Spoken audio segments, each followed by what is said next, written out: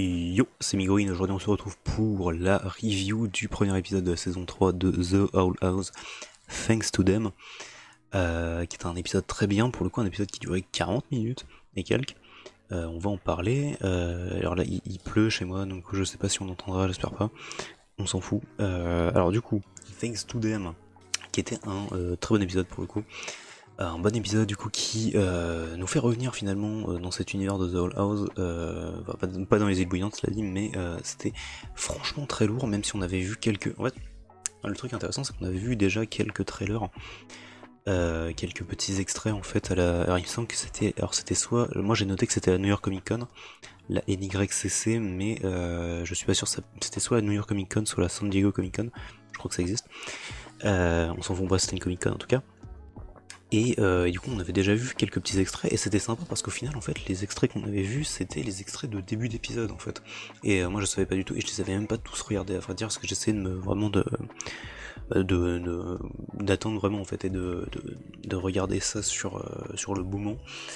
Alors à l'écran peut-être là j'aurais affiché le bingo parce que j'ai fait un bingo de la saison avant de regarder quelques sur les trailers. Je l'ai pas devant moi, mais voilà, il y avait des trucs que je pense qui vont être faisables, d'autres qui vont absolument pas se faire. Notamment au niveau de certains, j'ai noté j'avais pensé à un caméo de Sacha de Amphibia parce que ça aurait été rigolo du coup, mais là après cet épisode, je suis persuadé que ça y arrivera pas, mais ça aurait pu être drôle. Enfin bref, et donc non, sinon tout ça on s'en fout. Et du coup on va faire voilà la petite review un peu comme d'habitude, mais là j'ai noté. Alors, il y a des scènes dont je vais pas parler parce que du coup c'est soit des scènes qui m'intéressaient pas, soit des scènes où j'avais rien à noter par-dessus, donc voilà, mais voilà, parce que on va pas faire... parce que c'est généralement ce que je fais sur les épisodes, c'est qu'en fait du coup j'essaye d'expliquer tout ce qui s'est passé dans l'épisode et de faire des notes dessus, c'est comme ça que je fais mes reviews, mais je vais pas faire ça parce que là l'épisode dure 40 minutes au lieu de 20, et ça sera un peu trop long, voilà, donc déjà que la review va peut-être être un peu longue, je sais pas. En tout cas voilà, donc on va en parler, et donc du coup l'épisode du coup justement a commencé juste après King's Tide, donc le dernier épisode de la saison 2, donc directement après, hein, on va dire la première scène se passe juste après la fin, donc où il y avait bah, du coup Luz et tout le monde en fait, je sais même pas comment on pourrait les appeler, c'est l'équipe de Luz en final, c'est genre bah, tous ceux qui sont là, du coup, tous les jeunes, finalement, c'est du coup Luz, Amity, Willow, Gus et Hunter, et du coup qui rentrent dans la maison de Luz, finalement, après avoir passé une sacrée journée de merde. Finalement, un truc que j'ai noté effectivement très rapidement, c'est que du coup, la magie fonctionne dans le monde des humains, un truc qu'on n'était pas sûr, parce qu'on sait que les glyphes ne marchent pas exactement, qu'on verra à la fin de l'épisode, au final ça marche. Mais voilà, du coup, la magie de base fonctionne parce qu'on voit du coup Gus, pardon, qui utilise de la magie pour aider Camilla pour faire la vaisselle et ce genre de choses. Il y a plein d'autres exemples. Et du coup, là, voilà, c'est exactement ce que j'ai noté. Du coup, c'est la grosse suite des clips en fait du New York Comic Con. Donc, le premier clip que j'ai noté, secret, qui est en fait du coup Luz et Hunter qui parlent de leur secret commun, enfin, pas leur secret commun, mais leur secret qu'ils ont tous les deux qui veulent garder en fait. Donc le fait que Luz oui, a aidé Philippe à trouver le collectionneur, du coup, il me semble qu'il s'appelle en français. Et du coup Hunter qui est un Grimwalker, un clone. Et ça du coup c'était intéressant. Donc la scène est plutôt sympa, on va dire. En général, du coup, ils ont essayé vraiment de renforcer le ship Hunter et Willow, et c'est une bonne chose, je trouve. Mais voilà, faut laisser du temps à Hunter parce que du coup, il a pas le temps pour les relations, je pense, avec tout ce qui lui arrive. Enfin bref.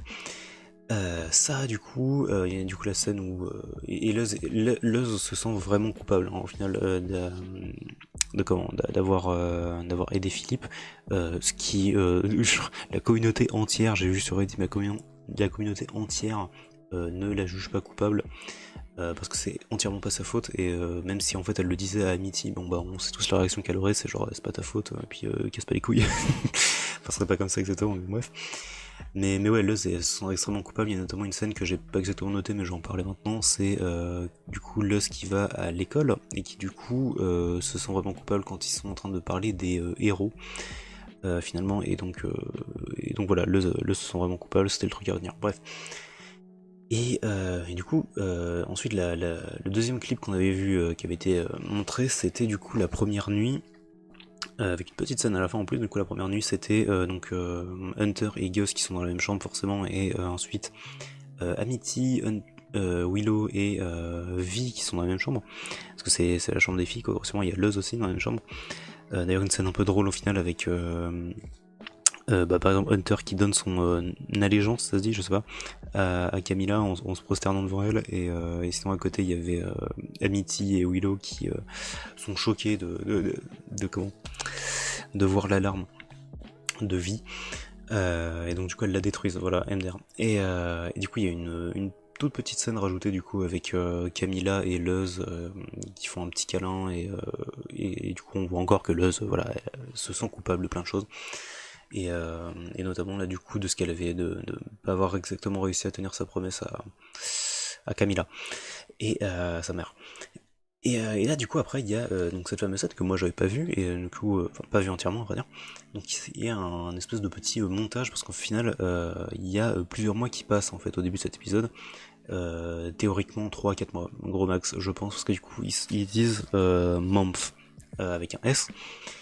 Il y a Mitiki Deza qui dit on est là depuis des mois, donc théoriquement entre 3 et 5 mois techniquement. Je pense pas que c'est plus long que ça. Et ce qui va être intéressant du coup de voir comment ça s'est passé du coup dans les îles bouillantes pendant tout ce temps là. Mais bref, on verra ça dans l'épisode 2. En tout cas, oui voilà, il y a plein de trucs à noter dans cette petite zone de montage, notamment le clip que moi j'avais vu, c'était du coup le coming out de Luz, pardon, je vais pas réussir à dire son nom correctement pendant toute ma vie. Donc coming out de Luz, qui est du coup bi, on va dire, on a de la représentation bi, alors on le sait depuis un moment hein, au final, parce qu'on connaît à peu près la sexualité de basiquement, non en fait on connaît pas la sexualité de vraiment tout le monde, on va dire. Je crois que ça a été confirmé du coup que Luz est bi, effectivement. Comment Amity est lesbienne, et de mémoire, je sais pas si ça a été confirmé, mais ce que tout le monde pense, c'est que du coup Lilith est aroace, donc aromantique et asexuel. Asexuel, c'est ça, oui, ok, bref, peu importe. Et voilà, c'est les trois seules sexualités qu'on connaît, avec du coup, enfin non, les autres ont pas été confirmées, bref, on s'en fout. Et du coup c'est bien finalement cette petite scène, même si j'aurais voulu qu'elle soit pas dans le montage et que ce soit une vraie scène parlée, quoi, le coming out, mais c'est pas grave, c'est franchement une scène très mignonne. Donc ça, du coup, on a du coup comment les potes de Luz, du coup, qui s'installent dans cette espèce de petite maison là, à côté de la maison principale, donc l'espèce de petite cabane finalement. Voilà ça. En même temps, du coup, on a un nouveau car design pour littéralement tout le monde. Donc Luz qui a un bonnet qui rappelle du coup son style dans les bêtas, donc le style de Lucia finalement, bêta Luz. Du coup il y a Amity qui a une espèce de petite... c'est rigolo parce que du coup Amity elle a une salopette et tout, et c'est rigolo parce que du coup elle ressemble vraiment à ce qu'avait fait Mark Mac, ou Mac Mark, merde putain je me souviens plus de son nom, bref, Morig Mark. Euh, donc le Tchad hein, de la communauté, on se rappelle. Je vais pas expliquer qui c'est encore une fois. Et ouais, du coup, il avait fait un cutscene qui était plus ou moins similaire, donc c'était rigolo. Ça, ensuite, il y a Gus qui a une putain de veste en cuir, il y a Willow qui coule, et il y a Hunter qui se coupe les cheveux, ça, et il y a Vi qui change aussi, de car design, qui est plus approximative pour le coup, Vi, parce que là, du coup, elle essaie quand même de faire croire qu'elle est humaine, et puis là, bon, c'est chaud, quoi, parce que elle a quand même une coupe à peu près approximative hein, pour un humain, mais bref, on s'en fout. Et ça se termine du coup là-dessus sur comment, une très mignonne petite scène du coup avec donc les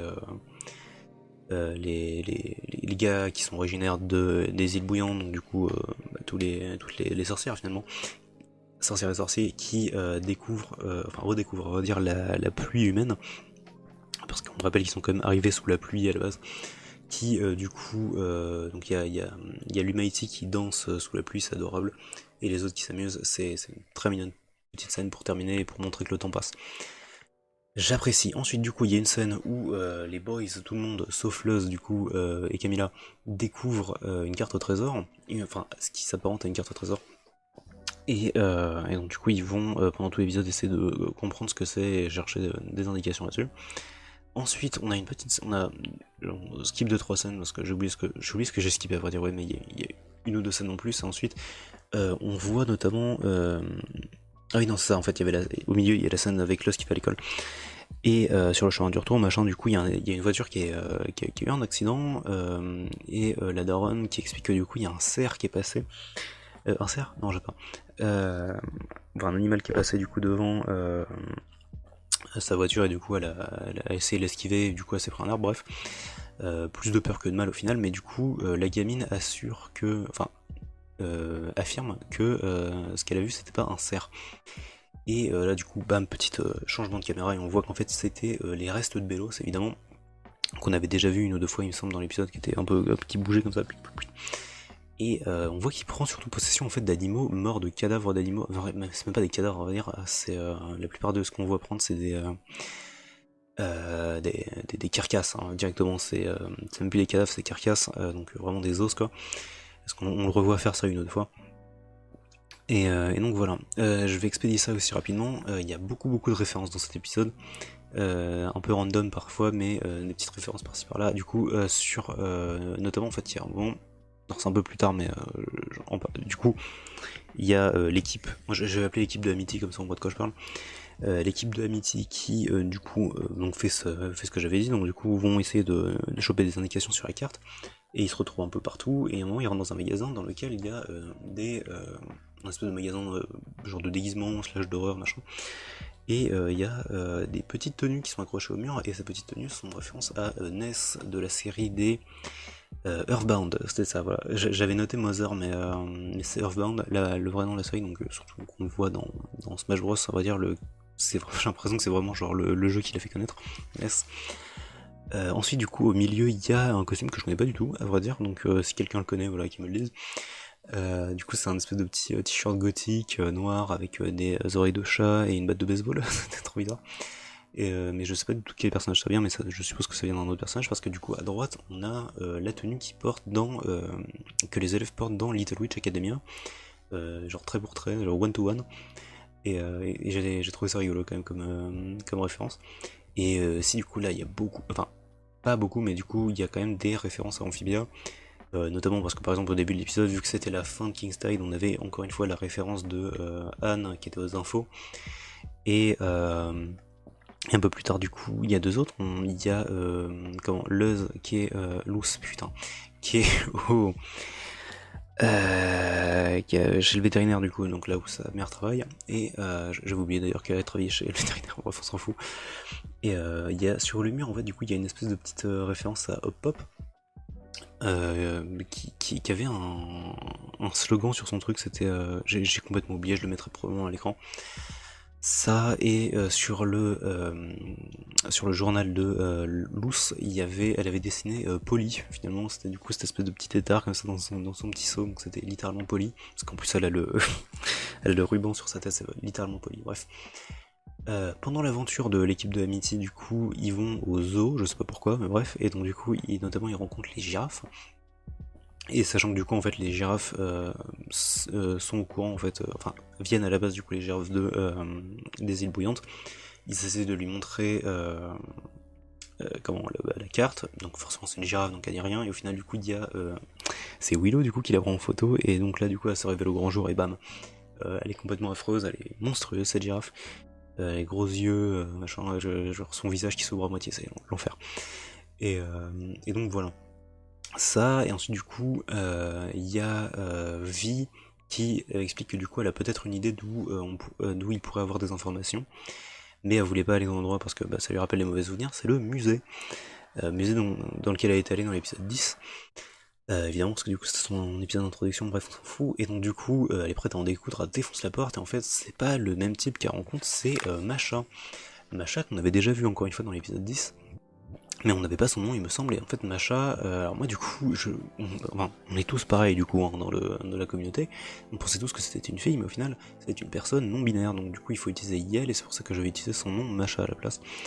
Donc Masha du coup est extrêmement adorable, d'ailleurs Yel pardon, permet de à l'équipe d'Amity d'avoir un peu plus d'informations sur la carte, notamment le fait que du coup la carte est un rébut.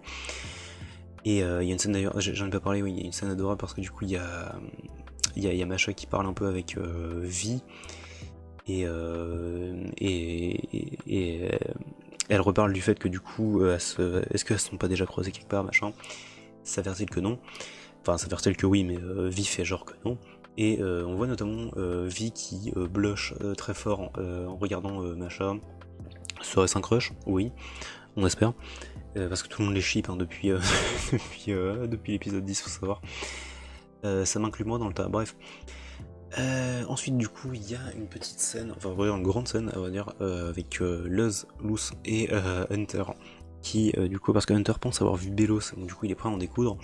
C'est parti qu'au final, donc, alors Belos était bien dans le truc, mais il s'est caché. Bon, bref, au final, il y a une espèce de petite scène comme ça où ils essaient de vous. Est-ce qu'il est là, est-ce qu'il est pas là, on sait pas. Et au final, en partant, du coup, on voit que l'ombre de Hunter a changé pour avoir des cornes, donc est-ce que ça indique quelque chose? Oui, on verra bien.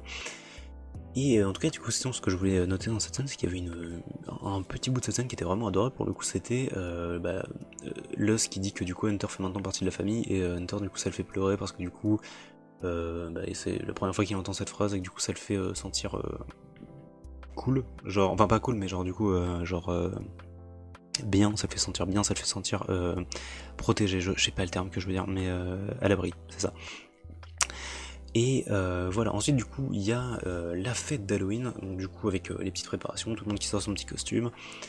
Amitié et Luz qui sont évidemment des costumes enfin déguisés en Azura et Ekati, évidemment.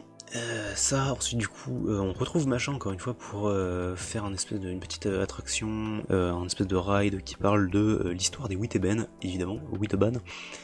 LOLMDR, du coup on en apprend un peu plus sur très rapidement plus du coup sur les frères Witteban, et notamment du coup on a le nom de la sorcière qui sortait du coup avec Caleb. C'était apparemment Evaline. Evaline qui du coup vous l'aurez remarqué ressemble à une lettre près avec Edaline, qui est du coup le vrai nom de Eda. Alors fun fact du coup, tout le monde théorise sur qu'est-ce qui s'est passé, quelle est l'exacte histoire des Widoban. Et là du coup on a vraiment bien plus de précision, et donc du coup ce qu'on sait déjà, j'en reparlerai peut-être plus tard. Non, je vais en parler plus tard, je vais mettre ça en pause, je vais en parler plus tard. Parce que du coup il y a plus d'infos tout à l'heure. Ça du coup j'ai noté effectivement que du coup dans les séquences un peu mignonnes et un peu genre feeling, il y a l'ending qui passe, la musique de l'ending en version ralentie, et la musique est très très jolie. Je vous conseille de l'écouter. Je sais pas s'il y a une version sur YouTube, j'espère. Enfin bref, on s'en fout. Ensuite, effectivement, je skip des scènes. Hunter se fait plus ou moins posséder. On avait vu déjà tout au long de l'épisode que du coup il était pas très bien. On avait vu que du coup il s'était coupé au début de l'épisode, et du coup il y avait de l'espèce de glu en fait qui s'était foutu, en fait c'était clairement, enfin pas de la glu mais genre du slime dégueulasse. Au final on se rend compte que c'était Belos, et juste il se comportait vraiment bizarrement, mais voilà, du coup il est 100% possédé, parce que du coup il y avait le Hunter du coup qui était parti pour essayer de voir du coup ce qu'il y avait au niveau de la carte. Et j'ai skippé un milliard de scènes, je suis désolé, mais du coup voilà, j'essaie de parler du concis, du concret. Et donc du coup ils allaient trouver du sang de titan, on va dire, qui était apparemment au niveau de la croix du coup sur la carte. Ils sont allés voir ça, et du coup là on se rend compte que Hunter est vraiment possédé, parce que du coup Flapjack est tout tremblant et pas à côté de Hunter, donc c'est très bizarre. Et du coup voilà, il se fait posséder par Belos, et il a des cornes et tout, c'est un peu affreux. Ça me faisait un peu penser du coup comment ils se font posséder dans Boruto par avec le Kama, vous savez, par les Otsutsuki, c'est ça. Ça rappelle un peu ça. Notamment, et donc du coup il est un peu déformé par endroits, et du coup aussi en termes de voix c'est rigolo, parce que du coup c'est et la voix de Hunter et la voix de Belos en même temps. Je trouve ça très cool comme effet. Ça du coup effectivement les glyphes refonctionnent, les glyphes de Luz refonctionnent, parce que du coup il y a du sang de titan à côté, du coup ils répondent finalement, enfin ces glyphes répondent avec le sang de titan qui se trouve à côté, mais Luz essaye de pas taper trop fort Hunter, parce que du coup c'est que c'est son corps à lui. Même s'il est possédé, du coup c'est un peu la galère. Ça. Donc là du coup il y a un gros combat qui se lance, enfin pas un gros combat mais une très belle animation. Ça part un peu dans tous les sens, il y a l'équipe d'Avinti qui arrive, qui entend d'ailleurs la conversation qu'ils ont par rapport au fait que du coup Luz a aidé apparemment Philippe à trouver le collectionneur. Et donc ça c'est l'enfer pour Luz parce que du coup elle avait pas envie qu'il l'apprenne comme ça. Bref, donc après ce combat qui était ma foi très cool, et notamment du coup effectivement ça je viens de noter, c'est que du coup il y a au moment du coup il y a Willow qui chope le bras de Hunter possédé, elle le plaque au sol et donc du coup il a du mal à se déplacer, et donc du coup il y a Vi qui se ramène et qui du coup essaye je suppose que du coup son plan c'était d'essayer d'absorber l'énergie de Belos, du coup la magie de Belos, et donc du coup à part en mode Kirby du coup elle aspire comme ça, c'est d'aspirer toute la magie, parce que du coup c'est un truc qu'elle sait faire. Ça, et donc du coup après il y avait cette séquence du coup qui était intéressante, on va pouvoir en parler, c'est que du coup donc il y a Flapjack qui essaye de défendre les boys en le picorant, et donc là il y a donc Belos qui récupère Flapjack et taunt Lux, et ensuite il dit en essayant de buter Flapjack, il dit goodbye Evaline, donc adieu Evaline, enfin au revoir, bref on s'en fout. Et c'est intéressant parce que du coup, en fait, au début, je me suis dit, codement comme tout le monde, est-ce que finalement Flapjack égale Evaline peut-être? Est-ce que Flapjack et Evaline? Je doute. Je vais en reparler juste après. Parce que du coup, enfin, on peut faire ça maintenant au final. Est-ce que je vais terminer l'épisode? On reparlera de tout ce que j'ai envie de dire par rapport à Flapjack. Donc, grossièrement, ils arrivent à finalement sortir comment? Belos se fait plus ou moins noyer par Hunter parce que du coup Hunter reprend le contrôle un petit instant pour le balancer dans la flotte, et enfin pas le balancer dans la flotte, balancer dans la flotte l'espèce de petit flacon de sang de titan, bam, ensuite il tombe dans la flotte, enfin il plonge pour récupérer Belos, Mimamoum il remonte et ensuite du coup il sort du corps de Hunter parce que du coup je suppose que le réceptacle n'est plus bon finalement. Pour ne dire ça que comme ça. Ensuite, du coup, il reprend d'ailleurs son apparence qu'il avait à la fin de Kingstide, ce qui était intéressant. Donc, c'est une apparence monstrueuse. Ensuite, du coup, il pète le flacon de son titan, et du coup, ça crée un espèce de portail. Bref, il retourne aux îles bouillantes.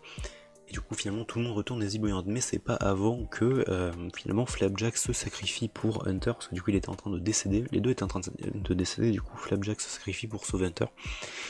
Et c'est une très belle scène à vrai dire, du coup. Tout le monde pleure, tout le monde n'est pas content. Et l'épisode plus souvent se termine là-dessus du coup, avec tout le monde qui va aux îles bouillantes, tout le monde sauf Vi qui reste dans le monde des humains, parce que dans tous les cas ils vont revenir, mais je pense, j'espère. Et il y a même du coup à vrai dire Camilla qui y va. Donc ça risque de faire une scène un peu rigolote du coup, avec Camilla qui rencontre Eda, et qui juste découvre les îles bouillantes. Bref, et donc du coup je voulais un peu parler de Flapjack et de l'histoire des Witaben finalement. Donc ce que je pense, c'est que du coup, c'est des trucs qu'on avait pu voir en fait dans les tableaux, dans l'épisode Hollow Mind. Donc du coup, on a à peu près toute l'histoire, mais du coup au moment où en fait Philippe a buté du coup Caleb dans un combat, il a poignardé dans le dos finalement. Donc du coup on a donc cette fameuse... Non, il n'était pas poignardé dans le dos, il a juste poignardé je crois. Donc on a Evaline, on a vu dans un des tableaux, d'ailleurs je le remettrai pas à l'écran, mais on sait que c'est ce qui s'est arrivé. Dans un des tableaux, on voit Evaline qui pourchasse. On voit Evaline qui pourchasse Belos, Philippe. Et du coup c'est intéressant, parce que du coup, ça veut dire que du coup, juste comme ça, on peut deviner que du coup Evaline était vraiment pour le coup amoureuse de Caleb, et c'était réciproque en fait, du coup un amour inconditionnel, adorable. Et donc du coup, je pense en fait, elle avait, mais s'il faut en fait, ils vont faire une scène où en fait, Evaline avait dit que du coup, non, c'est pas ça, non, ok, non, c'est pas ce que je veux dire. Grossièrement, on avait vu du coup dans certaines images que du coup, Caleb avait déjà un oiseau rouge. On le sait, et du coup, notamment dans la statue qu'il y a dans le monde des humains. On voit qu'il a un oiseau. Donc cet oiseau, est-ce que finalement il n'a pas été créé par Evaline? Parce que du coup cet oiseau aurait été du coup Flapjack, partons du principe que du coup, c'était déjà Flapjack à l'époque, parce que c'est un oiseau rouge, on sait que du coup, par ça, on peut deviner que Evaline a a confectionné Flapjack, parce que du coup, c'est un palisman. Euh, j'ai oublié comment il s'appelle en français, j'essaie de retrouver le terme, pardon. Et ça, et pourquoi du coup on le sait? Parce qu'en fait, du coup, si Evaline est effectivement une des ancêtres de Eda qui on rappelle est une Clothorn, ça veut dire que du coup Evaline est une Clothorn et une Clothorn, et que du coup les Clothorn, on sait que du coup, de génération en génération, c'est eux qui créent en fait les palissements, donc ça ferait sens que ça soit qui l'ait fait, et donc du coup, Flapjack du coup essaye du coup, en fait, de sauver en fait finalement euh, Caleb, donc Hunter. Et notamment c'est comme ça, c'est pour ça qu'il se sacrifie. Et surtout en plus il y a un truc qui. Je suis allé remater du coup Hunting Palisman, l'épisode 6 de la saison 2.